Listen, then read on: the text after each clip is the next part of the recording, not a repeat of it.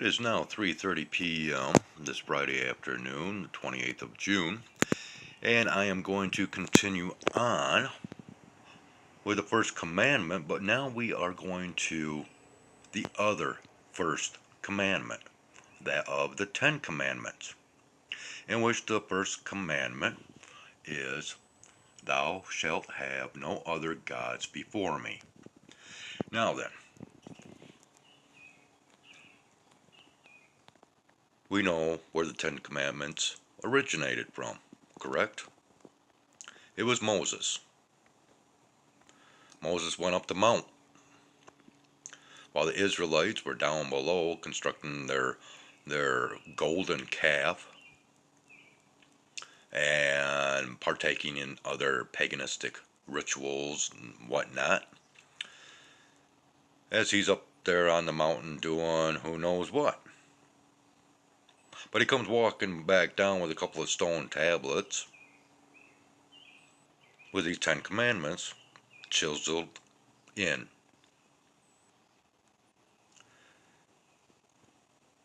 And he presents them to the Israelites. Now, I want to remind you, we are speaking of Moses. Genesis is known as the first book of Moses. It is not the first book of God, and many people will say, well, Moses was the author. Moses was the historian. Okay?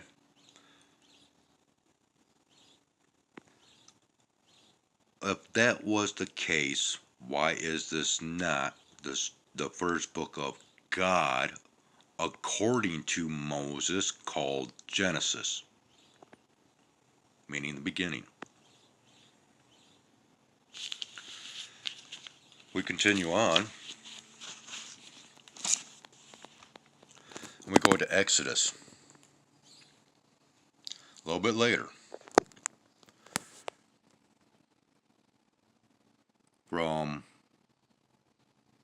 when Moses was first brought up due to that burning bush on the middle of nowhere.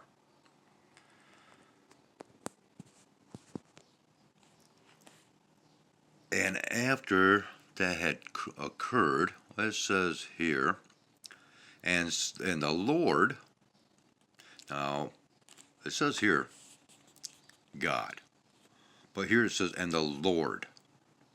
Now mind you, we have graduated from God to Lord God to now Lord. And the Lord said unto Moses, See, I have made thee a god to Pharaoh, and Aaron thy brother shall be thy prophet. Now I brought this up before. And if you go to the internet right away, you're going to find a reference that no man ever called Moses God. So therefore, Moses was never a god. But yet it says right here that he had made thee a god to Pharaoh.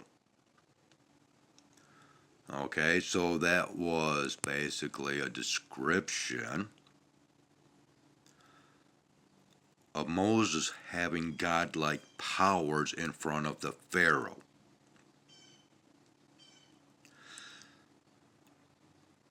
If you had godlike powers onto the earth, then you would be considered a god among men. So if that is the case, and if Moses previously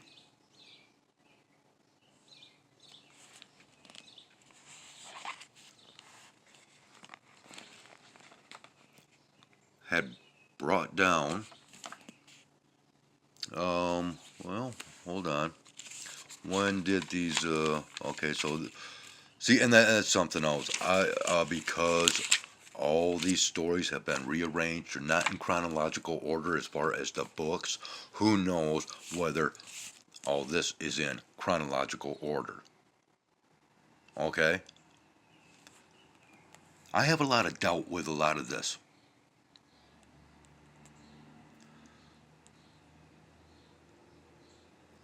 But if Moses was such a great leader and he's supposed to be, basically the prophet of God, but yet God makes Moses a god in front of Pharaoh and his son or grandson, yeah, um, a prophet, then what does the first commandment actually state?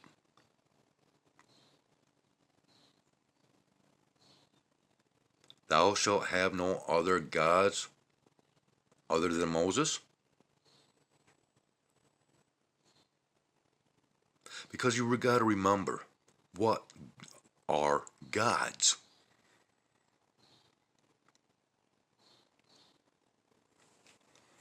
Ones that are in control. All right? That's what God supposedly is. It's some great entity out there that created everything and is in control of everything, knows everything. Well, how else do you get a massive tribe or a massive congregation of people under your wing? You have to have their respect, they have to look up to you, and therefore there has to be a statement that I am the leader, and you will follow no one but me. And what was Moses? He was the leader. He expected all of them to follow him. So you have to, I have to be curious. Because once again, the main narrative here is Moses.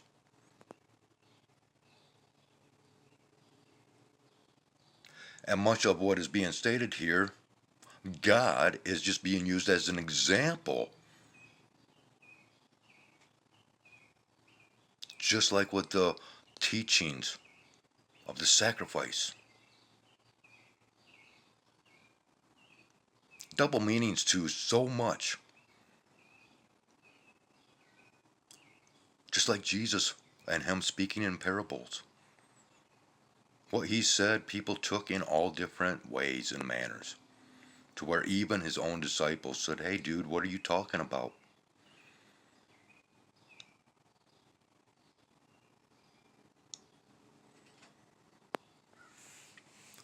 I have to question this first commandment. Just like I questioned that other first commandment. Because after all,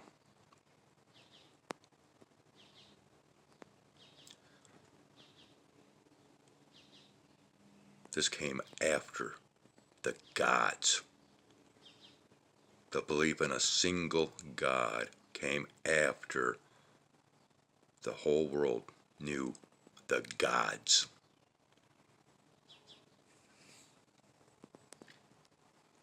And that's my follow up concerning the other first commandment. Take it as you will. It's not that great of a video, I know, but I'm posting it as is, and you have the choice to accept it or not as is. Have yourselves a great one. This has been a trip to the flip side, as always.